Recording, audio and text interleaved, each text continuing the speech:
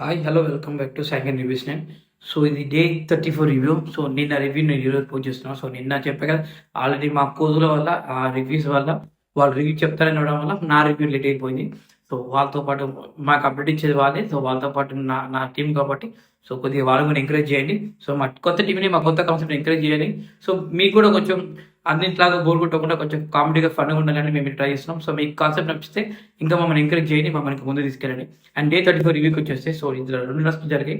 ఆ 2 టాస్క్లలో first pool task నిన్న మనం ఆల్రెడీ చెప్పాము. పూల్ టాస్క్లో ఫస్ట్ టచ్ అవ్వకుండా టచ్ అయిందని చెప్పేసి మన సుమరన్న ఎలిమినేట్ చేశారు. సుమరన్న ఫైర్ అయ్యారు.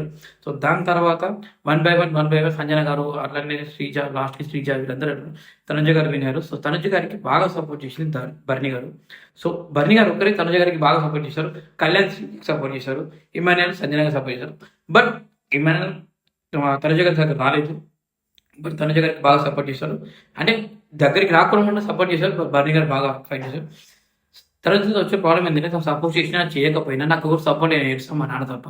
సో ఇంట్లో అదే జరిగింది. నాకు ఎవరు సపోర్ట్ చేయరు. ఎందుకు సపోర్ట్ చేస్తారు? నువ్వు అందరితో ఈక్వల్గా ఉండి అందరితో బాగుంటే సపోర్ట్ చేస్తారు. నీతో గేమ్ ఆడితే బాగుంటే సపోర్ట్ చేస్తారు అంటారు, గేమ్ ఆడకపోతే సపోర్ట్ చేయలేదు అంటారు. సో తను తన క్యారెక్టర్ అది మార్చుకోవాలి. ఎందుకంటే తనను ఇక్కడ నాన్న ఉన్న తను దూరం పెట్టి అంటే తను ఎక్కడ పడిపోయిందని చూసుకోవాలి. పరిచయం లేని అమ్మాయి ఇంట్లోకి వచ్చి తనకు క్లోజ్ అయ్యి బర్నీ అంతగా ప్రతి టాస్క్లో తనకు సపోర్ట్ చేసినప్పుడు సో తనకు అర్థం చేసుకోవాలి. తనతో ఎందుకు అలా ఉన్నారు, నాతో ఎందుకు ఉన్నారు, నేను ఎందుకు తీసుకోలేకపోతాను. ఈమె ఎమోషనల్గా డౌన్ వీక్ ఉన్నది కాబట్టి సో ఆయన ఎమోషనల్గా వీక్ ఉన్న వాళ్ళ గురించి కాకుండా తనకు గేమ్ పరంగా స్ట్రాంగ్ ఉండాలి కావాలి ఎవరైనా కోరుకుంటారు.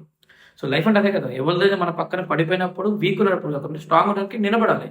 సో తను నిలబడింది కాబట్టి బర్నీ కూడా తనకు సపోర్ట్ చేస్తున్నారు. ఎవరికి? దివ్య గారికి. ఈ విషయానికి వస్తే సో తనుజ ఇక్కడ ఈ టాస్క్ విన్ అయ్యి సో నామినేషన్ నుంచి పక్క జరిగిపోయింది. సో తను సేఫ్ అయింది. దానికి ముందు కళ్యాణ్ సేఫ్ అయ్యాడు. దీని తర్వాత వచ్చిన టాస్క్ ఏంటంటే పిరమిడ్ టాస్క్.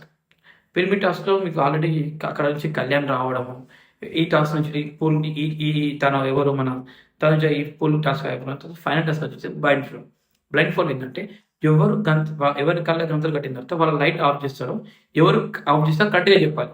ఆఫ్ చేసిన వాళ్ళు కరెక్ట్గా చెప్తే ఎలిమినేట్ అవుతారు, చెప్పకపోతే వీళ్ళు ఎలిమినేట్ అవుతారు. సో దాంట్లో ఫస్ట్ రామ ఎలిమినేట్ అయిపోతాడు. సెకండ్ వచ్చేసి బర్ని గారు, థర్డ్ వచ్చేసి కళ్యాణ్ అండ్ థర్డ్ వచ్చేసి దివ్య గారు అండ్ ఫోర్త్ వచ్చేసి మన ఇమాన్యుయల్ అవుతారు. ఫైనల్గా మిగిలిన ఇద్దరు ఉంటారు. బర్ని గారు, కళ్యాణ్ గారు అండ్ తనుజ గారు ఉంటారు.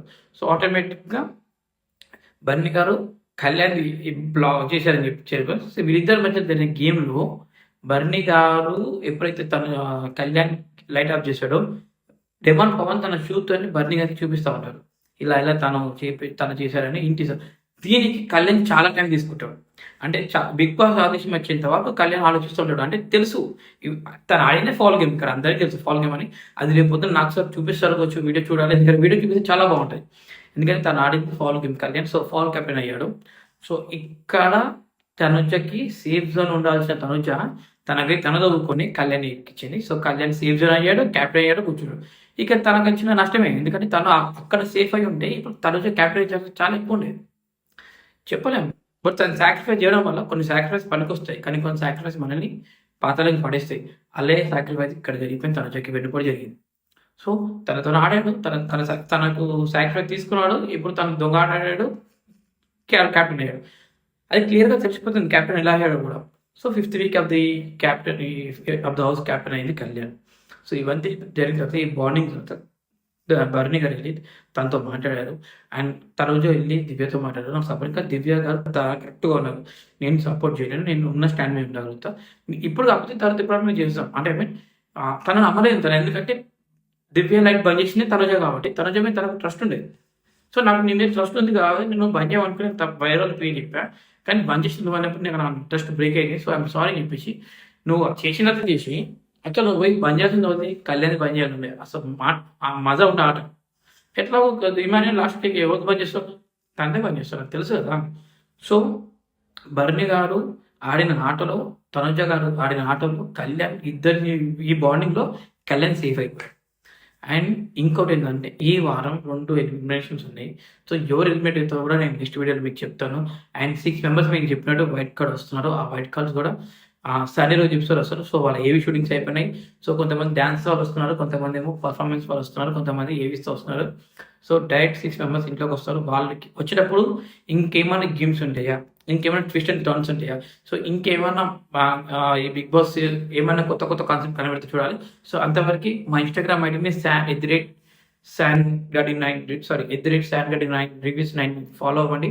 అండ్ మన యూట్యూబ్ ఛానల్ సబ్స్క్రైబ్ చేసుకొని మాకు ఇంకేమైనా మమ్మల్ని ఇక్కడ మార్చుతాం. సో మా అప్డేట్ మీకు అందుబాటులో ఇస్తాను. సో మా కంటెంట్ ఎంకరేజ్ చేస్తూ ఉండండి. Thank you so much. See you. By.